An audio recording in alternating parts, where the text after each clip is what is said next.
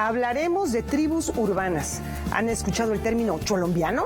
Además, en Enfoques, un laureado escritor nos invita a reflexionar sobre la formación de lectores. Muy buenas noches, bienvenidos a Noticias 22, mi querida Laura Barrera. Rafael García Villegas, qué gusto estar contigo también. Hola, saludamos a Laura Regis en la interpretación de lengua de señas mexicana. Quédense con nosotros este martes, hay muchos contenidos, Rafa, y muy diversos. Ciencia, tecnología, cultura, la invitación está hecha. ¿Y con qué arrancamos, Laura? Bueno, con algo que a todos nos debe interesar porque tiene que ver con nuestro patrimonio. Esta mañana el titular del Instituto Nacional de Antropología e Historia habló acerca de la labor de salvamento arqueológico en torno al Tren Maya. Vamos a ver más. Esta mañana, durante la conferencia de prensa mañanera, el director general del Instituto de Antropología e Historia, Diego Prieto, presentó el programa de mejoramiento de zonas arqueológicas Promesa, destinado a 21 zonas arqueológicas próximas a la ruta del Tren Maya. El presidente de la República nos ha instruido para que, además de los trabajos de investigación y salvamento arqueológico, hagamos una labor para el mejoramiento de las zonas arqueológicas que seguramente verán incrementada sensiblemente la cantidad de visitantes que lleguen a estas zonas y que por lo tanto puedan tener servicios adecuados para que su experiencia de visita sea aleccionadora, sea edificante, sea educativa. El programa de mejoramiento de zonas arqueológicas contará con una inversión de 4.906 millones de pesos y contempla obras en 7 tramos, acciones de investigación, conservación, infraestructura y servicios.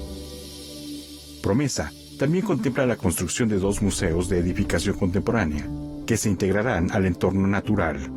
Uno se ubicará en la zona arqueológica de Chichén Itzá, con un área de 2.440 metros, y otro en la ruta PUC, de 1.600 metros de superficie. Aquí en 21 sitios se van a hacer mejoras muy importantes que se empezarán a observar desde marzo del año 23. Podemos estar confiados de que el patrimonio cultural vinculado con esta ruta está siendo cuidado, estudiado, resguardado y puesto en valor. Ante el anuncio, Alejandra Frausto, secretaria de Cultura, emitió un mensaje en redes sociales en donde afirma que la institución que dirige, a través del INAH, garantiza el rescate, la protección y la investigación del patrimonio descubierto en la ruta del Tren Maya. Noticias 22, Víctor Gaspar. Y ya que estamos hablando de resguardo y preservación del patrimonio, Karen Rivera nos invita a visitar un lugar desde el cual podemos apreciar la megadiversidad de nuestro país. ¿Sabían que el 70% de la biodiversidad natural que existe en el mundo se concentra en tan solo 17 países a los que se les llama megadiversos? México tiene el privilegio de ser uno de ellos. Hoy los saludo desde el Pabellón Nacional de la Biodiversidad, que aquí su historia. Este edificio, muy bonito en su fachada, que es dinámica, redondo, consta de 3 pisos, donde van a encontrar un museo temático, un museo universitario dedicado a la biodiversidad, pero vamos a tener también 5 colecciones, 4 de ellas dedicadas a los vertebrados, peces, anfibios, reptiles, aves y mamíferos, y una dedicada al tema de las maderas, la giloteca. El Pabellón Nacional de la Biodiversidad fue inaugurado el 6 de octubre de 2021 en el Centro Cultural Universitario, pero fue hasta el 17 de junio de 2022 que abrió sus puertas al público. El recinto, donado por Fundación Slim, está compuesto por 130,000 especímenes que forman parte del acervo del Instituto de Biología de la UNAM y se divide en 6 salas permanentes. Además, cuenta con una sala de exposiciones temporales y la biblioteca digital. Aquello que caracteriza al pabellón son las colecciones nacionales con ejemplares únicos, muchos de ellos. Algunos ejemplares tienen más de 100 años que se colectaron, todo producto de investigación, del trabajo de nuestros académicos. Me encuentro en el Árbol de la Vida, un espacio por demás interesante porque aquí se muestra cómo es que han evolucionado las especies animales y cómo su genética se ha quedado registrada en los fósiles. El objetivo es invitarte a un recorrido de descubrimiento, que te asumas primero como un explorador que va a descubrir por qué México es megadiverso, cómo llegamos a conocer todo esto, y con el paso de las temáticas, los interactivos, las vitrinas, te vas a transformar en un naturalista que va a intentar explicar rápidamente por qué tenemos todo esto. La idea es que los visitantes continúen su recorrido hasta el laboratorio de biología y después conozcan las alternativas de aprovechamiento sostenible y el cuidado de la naturaleza. Sin duda, una aventura que no podrán perderse, así que si quieren visitar el Pabellón Nacional de la Biodiversidad, no duden en venir de viernes a domingo de 10 de la mañana a 4 de la tarde. Hasta la próxima.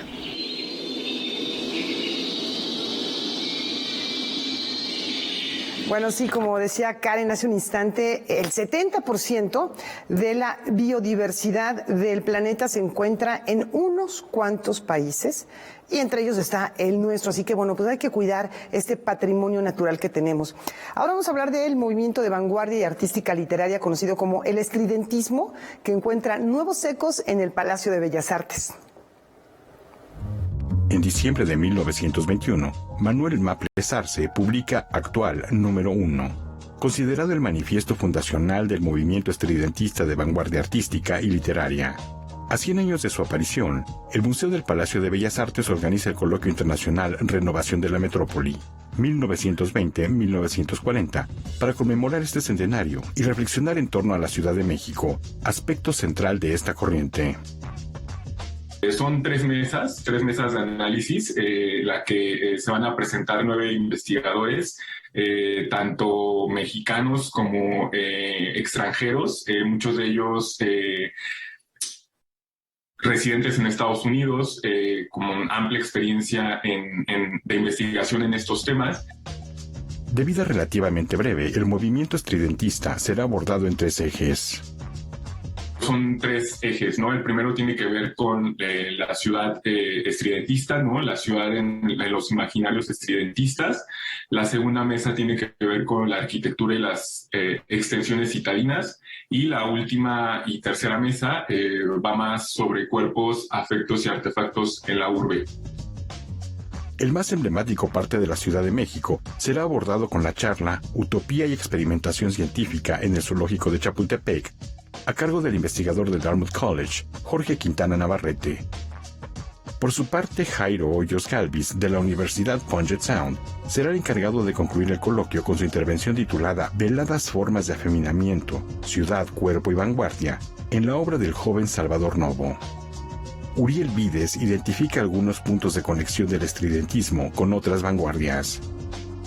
Tiene como muchos ecos, ¿no? Como el futurismo de otras vanguardias europeas de la época. También podríamos encontrar también algunos ecos con el cubismo, ¿no? Y un poquito posterior con incluso el dadaísmo, ¿no? Como con estas actitudes un tanto disidentes, ¿no? Con respecto a esta imagen o idea tradicional del arte. Se expedirán constancias con valor curricular, previo registro en el micrositio dentro de la página electrónica del Museo del Palacio de Bellas Artes. El Coloquio Internacional Reinvención de la Metrópoli 1920-1940 se llevará a cabo de manera virtual y se transmitirá a través de la página de Facebook del museo el 22 de junio a partir de las 11 de la mañana y el 23 a partir de las 10 de la mañana. Noticias 22, Víctor Gaspar. Siempre es fascinante volver la mirada al pasado y encontrar esas efervescencias de vanguardias que hubo en el siglo XX y que aún perduran en nuestros días, con ecos que se mantienen vigentes y que nos ayudan también a entender el arte contemporáneo. En otros temas, su ausencia física no implica que sus travesuras no dejen de dibujarnos una sonrisa o provocarnos una reflexión. El legado de Helguera está en Los Pinos. A un año de su partida, la Secretaría de Cultura le rinde un homenaje al caricaturista Antonio Helguera a través de la exposición Travesuras de Helguera, un crítico de Los Pinos en Los Pinos. Las cosas que él criticó siguen siendo criticables y las cosas que él apoyó siguen siendo apoyables. Entonces, bueno, es el caso, digo yo, de un periodista serio, que llegó a tener profundidad en sus análisis y que además era un gran artista. Antonio Helguera empezó su carrera como dibujante político en el diario El Día y posteriormente se incorporó a La Jornada. También colaboró para El Chahuizcle y El Chamuco en su versión impresa y televisiva. Dibujó la historia reciente del país, criticó los excesos y abusos de los poderosos con trazos agudos y llenos de humor. Yo sí creo que la gente que vea esta exposición va a poder ver a un gran artista, a un gran analista político, va a ver análisis que siguen siendo vigentes y además va a encontrar muy buenos chistes. La exposición es un recorrido por la vida del monero a través de su obra. Se inaugurará el 25 de junio en la Cabaña 1 del Centro Cultural Los Pinos. Lo más paradójico de toda esta exposición es que justamente se hace en Los Pinos, que fue el centro de los ataques de Helguera durante el periodo neoliberal. Noticias 22, Óscar Cortés. Desde hace más de 3 décadas, el objetivo de maximizar las oportunidades de desarrollo de las mujeres y reducir las diferencias de género en el campo laboral ha sido una de las metas de la organización que les vamos a mostrar a continuación. El Foro de Mujeres Líderes más grande a nivel mundial celebra su aniversario 30 de estar presente en México, con más de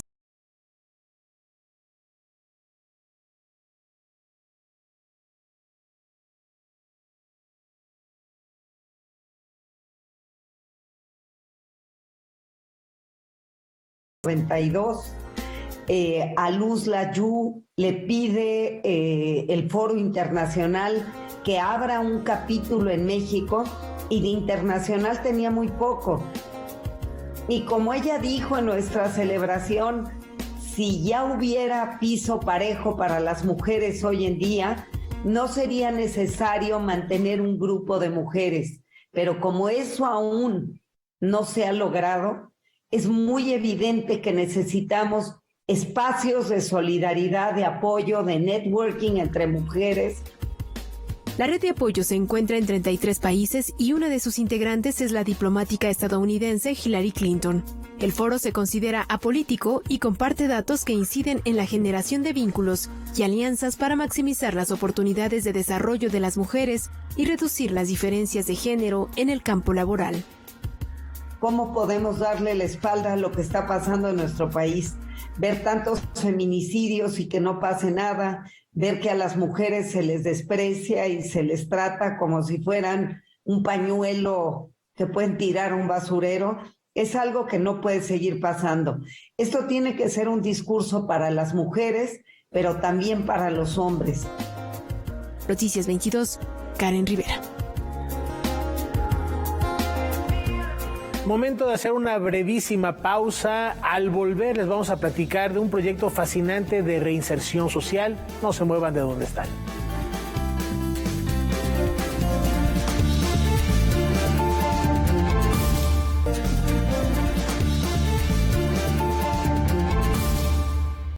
Sin precedentes el deterioro ambiental que sufrimos en América Latina, afirma la especialista de la UNAM, Leticia Merino. ¿Es posible aún hacer algo? Vamos a ver. El mensaje es claro. Si no cambiamos nuestro estilo de vida y nuestros hábitos de consumo, la biodiversidad del planeta Tierra sufrirá daños irreversibles. No es una cuestión local. Cada rincón del gigante azul se ve afectado por múltiples actividades y prácticas del humano. Los procesos de deterioro ambiental y social, porque van de la mano, son gravísimos y la escala de estos procesos no tiene precedentes. Ha habido colapsos ambientales, digamos, que está documentado en registros arqueológicos en distintas regiones del mundo, digamos, hace no tanto tiempo y hace mucho tiempo, pero nunca han tenido un carácter global. América Latina es una de las regiones más vastas y diversas del mundo. Sin embargo, presenta un deterioro ambiental nunca antes visto. Esto es consecuencia de diversos factores como la deforestación acelerada, la expansión de la agroindustria y las ciudades. Se calcula que por lo menos el 25% de las cuencas en el país están sobreexplotadas. De acuerdo con Leticia Merino Pérez, es urgente tomar acciones, pero no quedarnos paralizados ante un mensaje catastrofista. Hay mucho que hacer. Que hay mucho que hacer en términos de conducta individual, de cambiar patrones de consumo, de contribuir a procesos de restauración ecológica. Nos toca mucho restaurar, dado el estado de cosas. Yo creo que también hay mucho que hacer en términos de comunidad, de construir, de apoyar comunidades con patrones más sustentables. No podemos darnos el lujo de paralizarnos por nosotros mismos y por los que vienen. Actualmente, la Universidad Nacional Autónoma de México ya trabaja en la implementación de un plan integral para la sustentabilidad en sus diversas áreas, con el cual pretende reducir el consumo de energía, impulsar la movilidad en medios de transporte no contaminantes, disminuir el uso de químicos de limpieza y reducir el uso de botellas de plástico con zonas de bebederos. Noticias 22, Rodrigo Peredo. Todavía no es tarde, hay que poner nuestro granito de arena, por pequeño que parezca. Hacemos. La diferencia es por el bien del planeta, es por el bien de todos, y no es el único problema que tenemos. Pero para esto hay otras alternativas. A finales de 2022, a finales de este año, México será la sede de un encuentro muy joven de la UNESCO que busca combatir el racismo, la discriminación y la xenofobia en el mundo. México será sede del segundo Foro Global contra el Racismo y la Discriminación, una iniciativa de la UNESCO para impulsar que sus Estados miembros adopten acciones y medidas más severas para combatir el racismo, la discriminación y la xenofobia. Hay que cambiar las mentalidades y es ahí donde digo que el foro cumple un papel fundamental porque eleva la visión de este problema, que es global, y lo pone enfrente de todos nuestros países miembros para tomar acción y para que se les dé prioridad. El problema de México es hacer valer las leyes, el problema de muchos otros países es cambiar las leyes. La primera edición del foro se realizó en París en marzo del año pasado, en respuesta al llamado mundial contra el racismo que hizo la UNESCO en 2020. Esta segunda edición buscará repensar el mundo después de la pandemia, la emergencia sanitaria que evidenció y en muchos casos agudizó la desigualdad en el mundo. Por ejemplo, en Canadá, en Toronto, se pudo evidenciar que 83% de quienes fallecieron por COVID pertenecían a los grupos raciales, ¿no?, que usualmente son discriminados. El foro multilateral buscará identificar y formular propuestas de acción y buenas prácticas para combatir el racismo y la discriminación a través de una hoja de ruta mundial, cuyas bases estarán sustentadas en las contribuciones y experiencias de más de 5,000 especialistas en la materia, entre ministros, académicos, artistas, literatos, miembros de la sociedad civil organizada, así como representantes de comunidades originarias y afrodescendientes. Tenemos ya una coalición de campeones contra el racismo, entre ellos Martin Luther King, el tercero, Kailash Satyarthi de India, por supuesto Michelle Bachelet va a estar con nosotros. La segunda edición del Foro Global contra el Racismo y la Discriminación se llevará a cabo los días 28 y 29 de noviembre en el Complejo Cultural Los Pinos. Para Noticias 22, César H. Meléndez. El proyecto La Cana es un ejemplo de la importancia de las segundas oportunidades. Vean por qué. En México, existe una problemática en torno al tema de la reinserción social. Los centros penitenciarios no han tenido un resultado efectivo. Esto debido al objetivo de impedir que las personas sigan cometiendo delitos, sin antes combatir el verdadero fondo. Proyectos de reinserción social como La Cana abre paso a dar solución a este conflicto. La Cana busca llevar oportunidades laborales a mujeres que se encuentran privadas de la libertad y al mismo tiempo tiene un programa de reinserción social con perspectiva de género, donde busca llevar herramientas a las mujeres para que puedan tener una vida diferente desde prisión y una vez que salgan puedan reinsertarse de manera efectiva en la sociedad. El programa consta de 6 ejes: capacitación social, salud mental, proyecto libertad, seguimiento en libertad y uno que se considera pieza clave para las beneficiarias: educación, arte, cultura y deporte. Entonces, una vez que ellas salen, nosotras les ofrecemos atención psicológica tanto a ellas como a sus hijos o familiares directos que lo necesiten. Les ayudamos también con las que quieren como seguir con sus estudios, que puedan terminar ya sea su primaria, su secundaria, su preparatoria, incluso tenemos algunas en la licenciatura. También ofrecemos esto para sus hijos. Les damos capacitaciones en diferentes temas y las canalizamos a empleos formales con alianzas nuestras, donde puedan tener un empleo digno y bien remunerado. Fabiola Ferrusca, una de las beneficiarias de estos proyectos, nos habla sobre la importancia de estos procesos. Estamos muy marcadas por la sociedad. El hecho de decir que estuvimos en reclusión llena a la gente de prejuicios. A mí me pasaba que yo llegaba a solicitar empleo en el momento que yo decía estuve en reclusión, o te piden un historial de tus trabajos y dices, es que sabes que estuve 13 años recluida. O sea, cambia la actitud hacia las personas. Ya no ven tanto tu capacidad ni tu interés por desempeñar un trabajo honrado. Simple y sencillamente ven el estigma. Para lograr una sociedad más armónica, es imprescindible darle a las mujeres que obtienen su libertad un acompañamiento integral que evite su vulnerabilidad social y posible reinserción.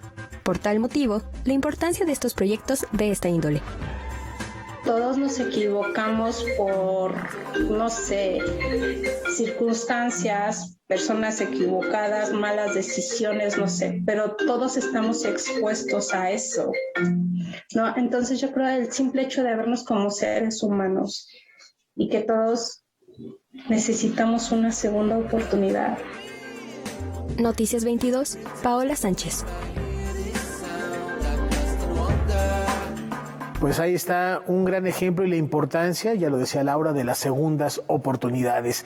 Y esta noche en Zona Violeta escuchamos una reflexión de Patti Betaza en torno a ser mujer y la exclusión laboral.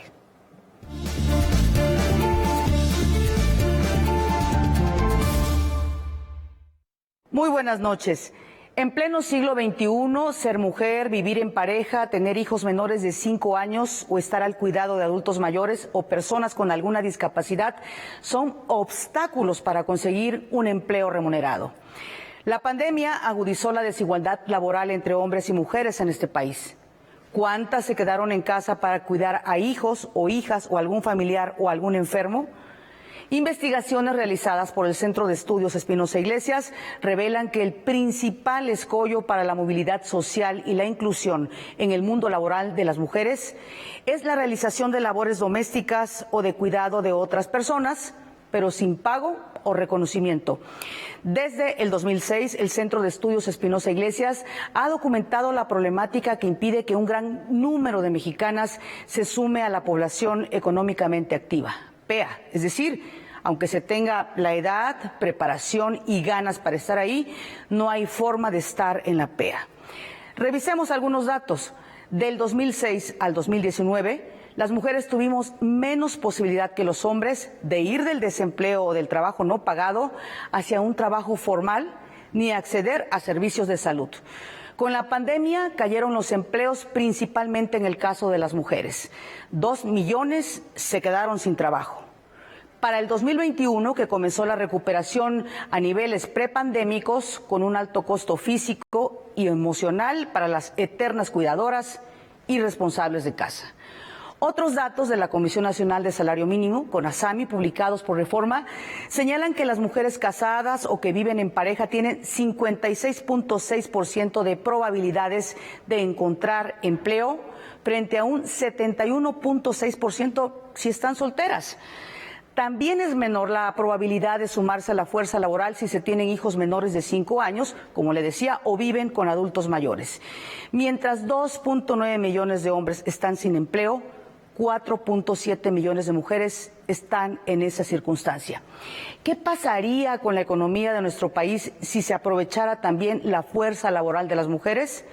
Diversas organizaciones de la sociedad civil y algunos legisladores y legisladoras han tratado de impulsar, hasta ahora sin éxito, un sistema nacional de cuidados para incluirlas en el mercado laboral. Se trata de crear estrategias desde el Estado para romper con las barreras que impiden la movilización social de las mujeres. Porque también, sí, en el mundo del trabajo, las mujeres tienen desventajas frente a los hombres. Muy buenas noches. Gracias a Pati Betaza. Como todos los días, a las 9 de la noche tenemos Debate 22. Hoy Gaby Tlaseca va a recibir al especialista en medicina interna e infectología Alejandro Macías Hernández para hablar sobre la enfermedad que ha puesto en alerta al mundo, la viruela del mono. No se pierdan esta charla al término de Noticias 22. Vamos a una pausa.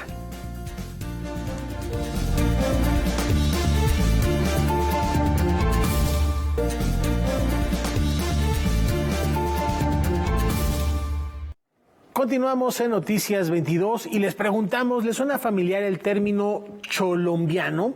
Los invitamos a descubrir más sobre esta singular tribu urbana. Se distinguían por utilizar patillas largas, peinados extravagantes, camisas hawaianas y el uso de imágenes religiosas en su atuendo. Los cholombianos fue una tribu contracultural que surgió en Monterrey en los años 60. Se apropiaron de la moda chicana, así como de la cultura del baile derivada de las cumbias. Y desde Monterrey, una cumbia colombiana para todo el mundo. De una cumbia rebajada, con arreglos muy específicos que tienen que ver justamente con con una forma de apropiación cultural, pero que al mismo tiempo incluye modificaciones y una forma de expresión corporal. La música colombiana llegó al norte del país de mano de los migrantes, quienes la popularizaron a través de fiestas. Posteriormente, los sonideros la llevaron a tocadas que se realizaban en bajopuentes, salones y en las calles de barrios pocos poblados. Así se extendió junto a los pasos de baile, como el del gavilán y la motoneta, que eran llamativos por su originalidad.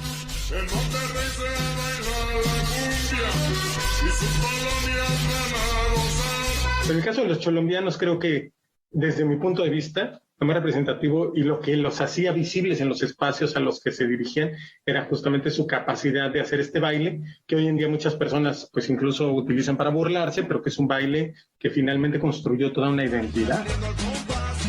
La tribu regiomontana tuvo su mayor auge al inicio del milenio. Su estilo se identificó con la música del Gran Silencio y Celso Piña. La diseñadora inglesa Amanda Watkins documentó este fenómeno a través de la exposición llamada Colombia, que se montó en la Ciudad de México y en Londres. Mientras que en la cinematografía, la película Ya no estoy aquí de Fernando Frías de la Parra se desarrolló en este ambiente. Actualmente, es difícil encontrar estos espacios debido al desplazamiento que sufrieron los jóvenes por la violencia. Yo creo que nos deja la enseñanza de que las y los jóvenes necesitan de alguna forma sentirse reconocidos como parte de una sociedad que nuestras y nuestros jóvenes están buscando cómo construir su identidad en entornos muy desfavorables, ¿no? Y los cholombianos son una expresión entre muchas de formas que encuentran las y los jóvenes para tratar de abrirse un espacio.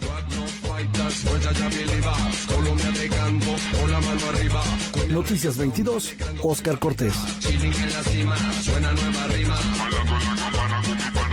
¿Qué tal? Bueno, pues una forma de cultura, una manifestación cultural, musical, que ha tenido grandes raíces, se ha adoptado en México, la que nos han aportado los colombianos, las colombianas. Ana González y Paula Celaya nos proponen ser testigos de 245 acciones, 245 actos de maldad extraordinaria en un monólogo en el Teatro Helénico. Ana González Bello y Paula Celaya Cervantes se conocieron tras bambalinas mientras montaban sucia y muy chingona historia de amor. Allí se percataron que compartían un entusiasmo por cambiar el mundo y no esperaron más para juntar su talento. Estamos pensando mucho en cuál era nuestro lugar en el mundo, pensando como, bueno, somos dos morras, que medimos 1.60 y queremos hacer cosas muy grandes y cambiar al mundo y hacer cosas chingonas en el teatro y en el cine, pero nadie nos pela. Y dijimos, vamos a escribir algo que tenga que ver con eso. El resultado fue 245 actos de maldad extraordinaria, monólogo que nos acerca a la historia de Andrea, una adolescente que mide 1.50 de estatura con una historia muy particular.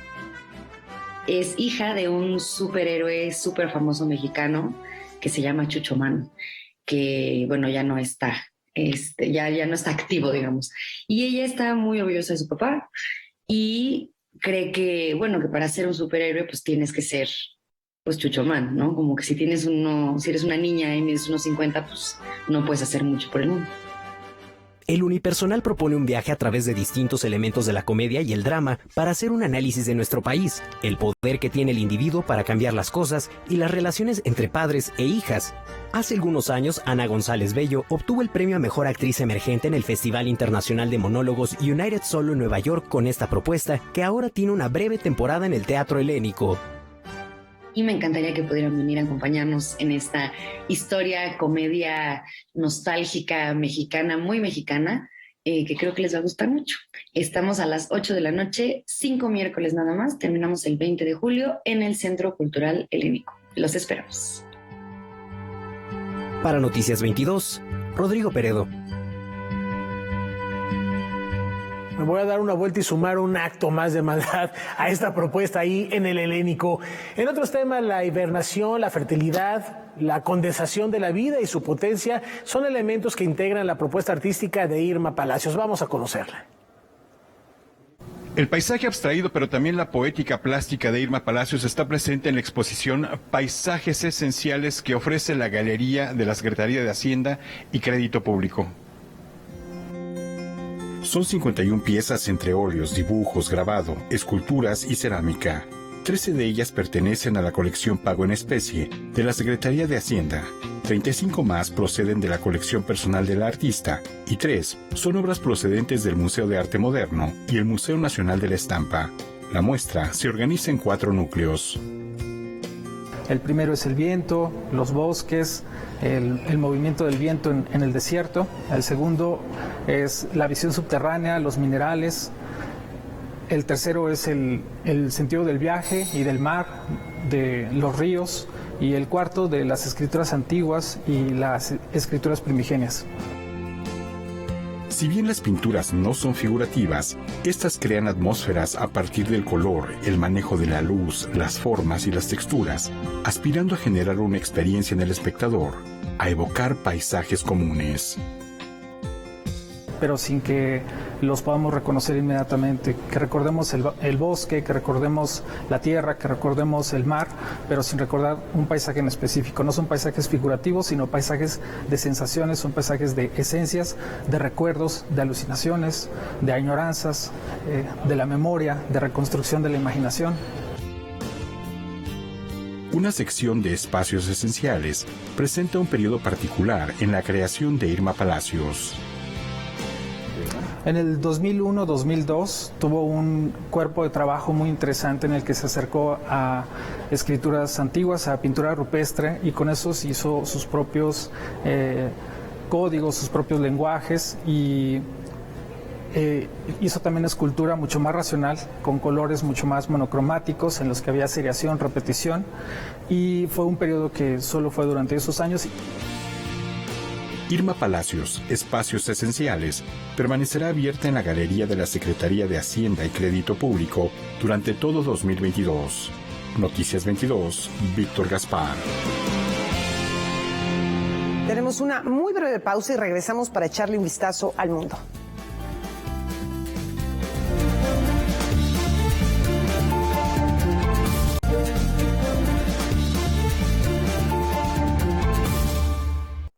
Lo prometido es deuda, el recorrido por el mundo, mientras el verano ya se asoma a la distancia, un periodista ruso demuestra cómo se predica con el ejemplo.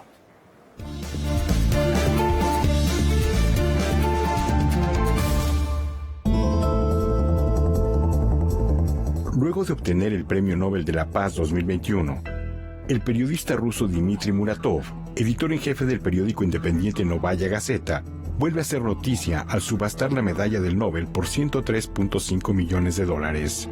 El periodista y defensor de la libertad de expresión en su país aseveró que los fondos recaudados serán destinados a ayuda para refugiados de la guerra en Ucrania. El periódico Novaya Gazeta, cofundado por Muratov en 1993, cerró en marzo pasado, luego de que el gobierno ruso afirmara que cualquier persona que describiera como guerra las acciones de Rusia en Ucrania haría frente a severas multas y clausura. El nombre de la persona que pagó los $103.5 millones por la medalla no ha sido revelado. El 21 de junio es la fecha oficial en la que inicia el solsticio de verano en el hemisferio norte, cuando nuestro planeta alcanza una inclinación de su eje de 23.4 grados hacia el astro rey.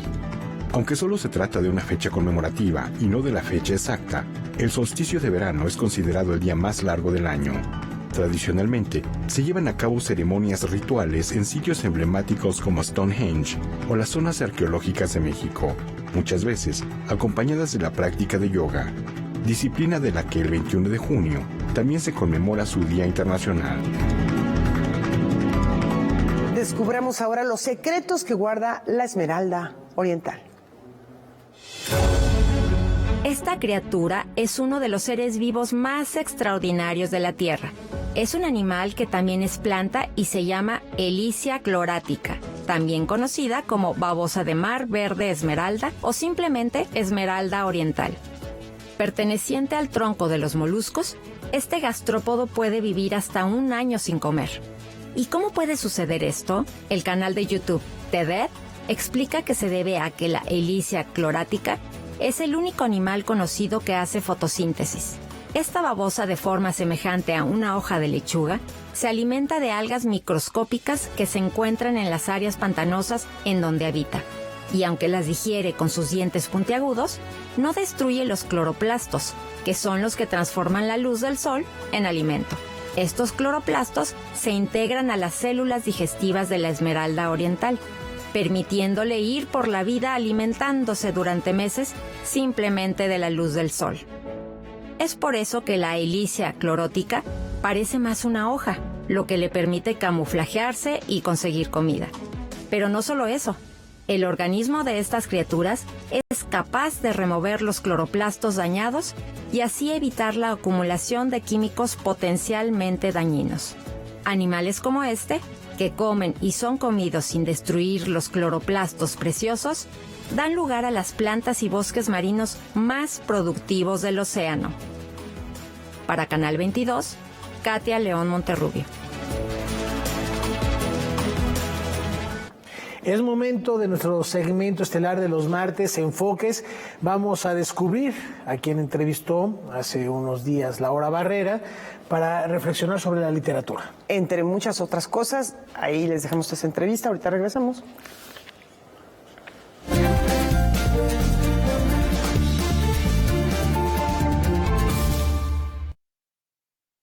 Creció en una familia de lectores y cuentacuentos. Tanto escuchó en voz de su padre las historias del Quijote que llegó a pensar que él, su padre, era el autor.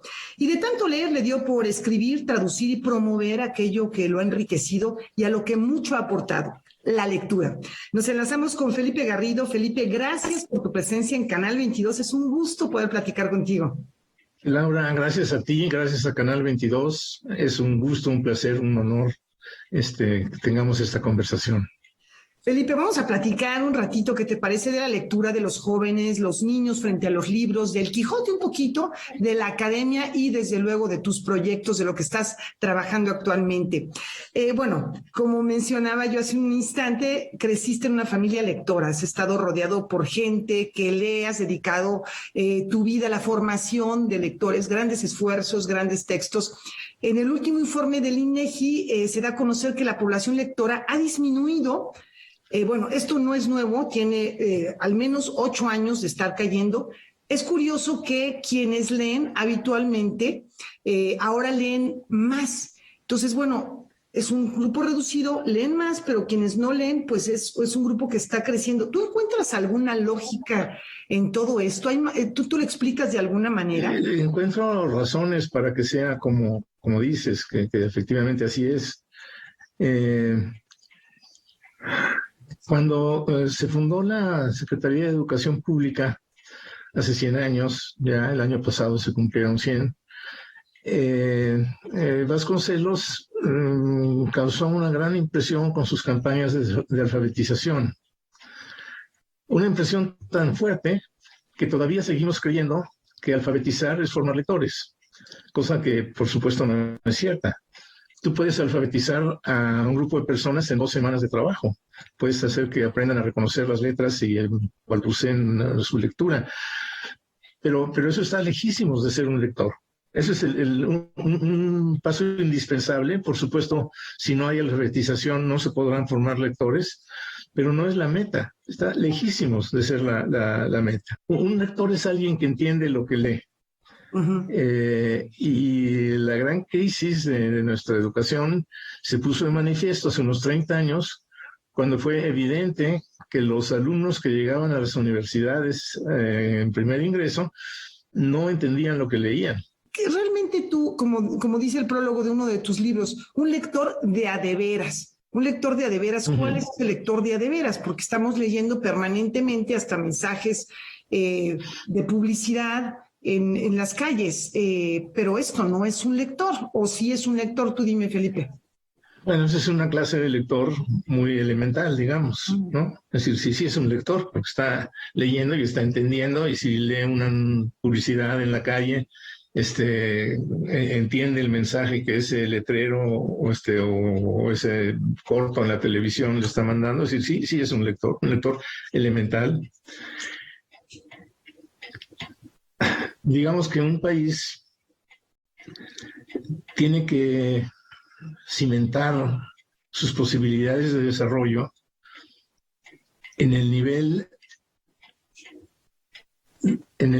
de conocimiento que tiene su población media, su población en promedio.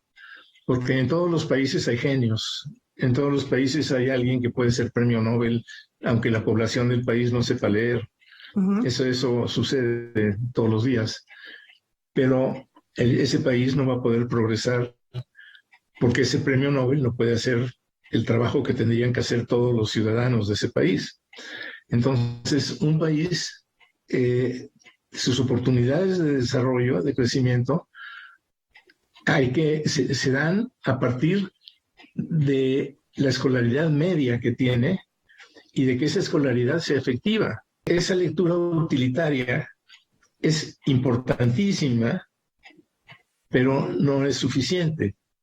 No es a lo que podemos aspirar, no es lo que podemos desear, no es lo que podemos. Necesitamos lectores de alta calidad, sí, lectores capaces de enfrentarse a textos más complejos. Ha habido relativamente reciente una polémica sobre la lectura por placer versus la lectura formativa, la lectura pues más bien utilitaria. ¿Tú cómo ves esta confrontación? ¿Cuál es tu punto de vista? ¿Cómo debemos verla? La lectura utilitaria es la que forzosamente tenemos que hacer, la que no hacemos ni porque estamos estudiando, ni porque nos gusta, sino porque tenemos que hacerlo. Es decir, la lectura que me permite enterarme de qué ingredientes hay en algo que voy a comprar, o que me permite saber qué pasos tengo que dar para sacar mi visa e irme a Checoslovaquia.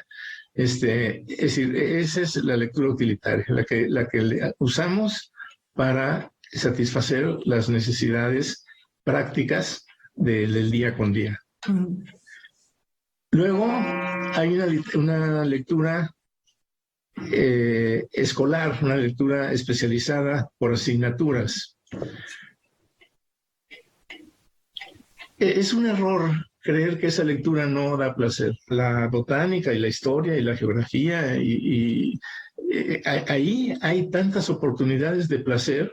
El conocimiento es placer. Tú eres un autor que domina mucho los géneros breves, entre otros, ¿no? En la actualidad, con las redes sociales, justo ahora que hablamos de eso, se habla mucho de la minificción, de la microficción, pero así como me definiste, ¿qué es un lector? También, ¿es literatura esto que vemos en redes? Y yo procuro distinguir las ocurrencias de los cuentos. Es decir, una frase ingeniosa no es un cuento. Una frase ingeniosa es una ocurrencia, es una frase ingeniosa. Hay algunas que nos encantan y que pues, no las podemos repetir, nos hacen reír o nos indignan, ¿no? Un cuento necesita tener por lo menos un personaje y un conflicto. Es decir, un personaje que se enfrenta a un conflicto. Pueden ser brevísimos, mucho más breves que el famosísimo de Tito Monterroso, del dinosaurio. Publicaste El Quijote para jóvenes.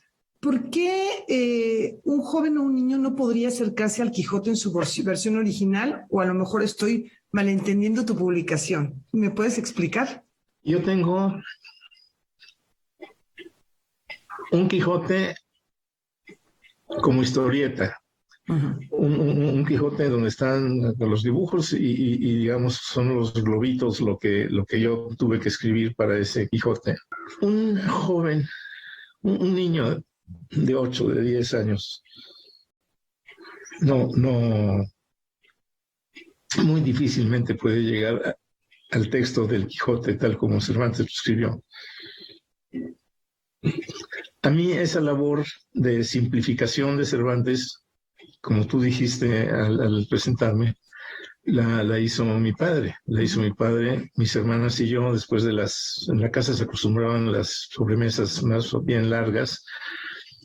Y a la hora de la merienda, de pronto nuestro padre, como si se le ocurriera en ese momento, comenzaba diciendo, pues un día iban Don Quijote y Sancho por el campo y ya venía ahí la historia de los molinos, o venía la de la jaula de los leones, o venía...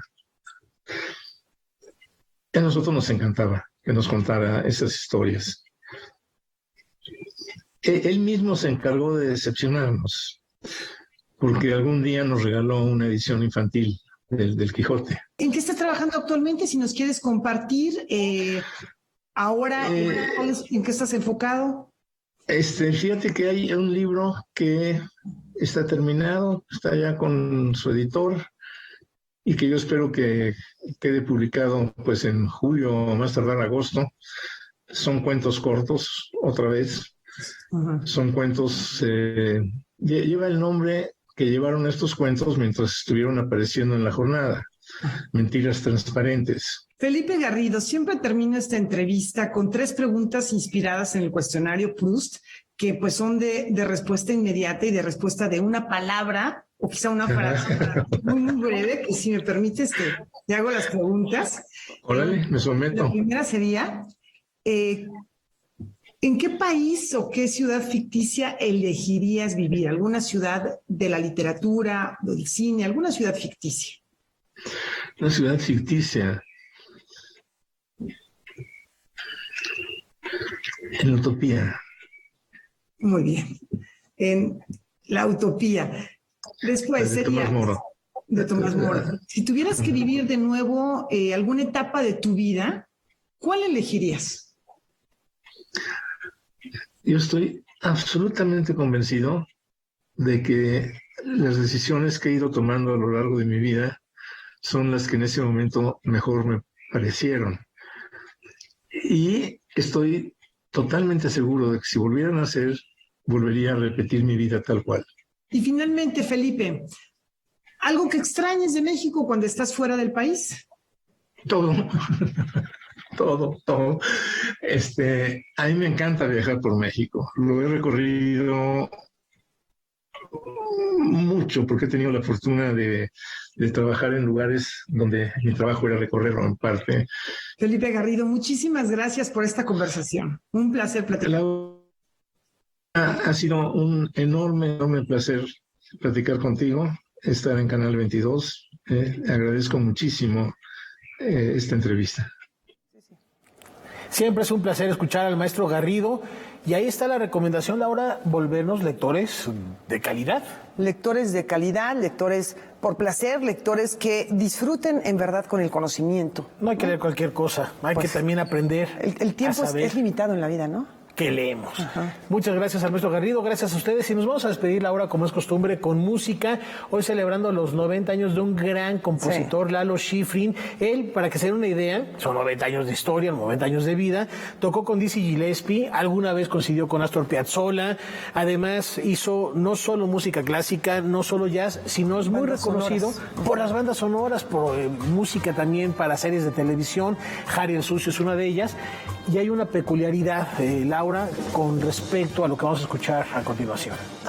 Es el tema de una serie de películas que seguramente van a reconocer. Ya ni les digo, ¿no? Porque lo van a reconocer. Dicen que la compuso en 3 minutos. Ahí se los dejamos. Muchas gracias.